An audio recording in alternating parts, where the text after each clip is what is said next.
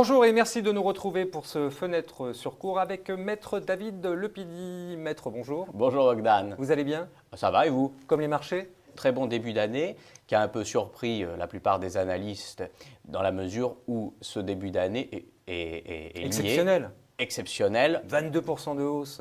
Oh. 60 milliards qui nous arrivent tous les mois. Enfin, c'est incroyable ça. Magic Draghi a parlé, donc il a craqué.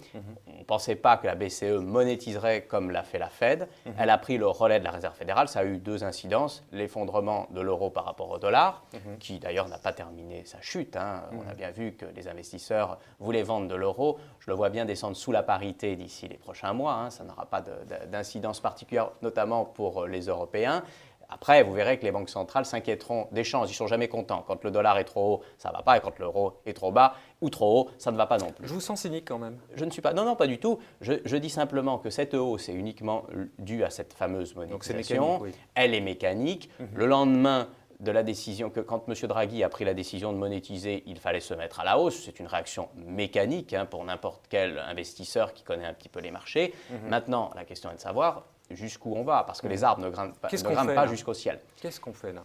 Quand vous regardez l'analyse technique du CAC 40, vous apercevez qu'actuellement, on se situe dans un trendline majeur qui correspond au top de la bulle Internet et au top de la bulle des surprimes. Ça veut dire quoi ça? Eh bien, ça veut dire que là, nous sommes également au top de la bulle des taux.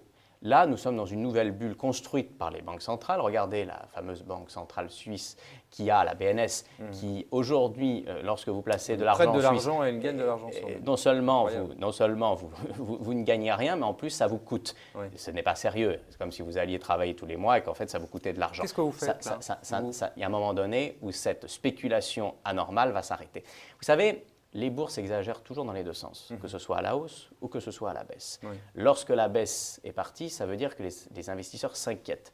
Je pense que la prochaine inquiétude va venir des taux d'intérêt et notamment des conséquences néfastes de la monétisation provoquée par les banques centrales. C'est eux-mêmes qui ont organisé cette bulle. Qu'est-ce qu'il faut Lorsqu'elle faire, va là craquer, elle va faire très mal. Oui, mais si on avait raté le premier trimestre, on aurait raté plus de 20% de hausse. Oui, non, mais attendez, je pourrais vous répondre la même Qu'est-ce que vous chose. faites, là Je pourrais- Sur le deuxième trimestre, vous ne faites rien, vous vendez tout.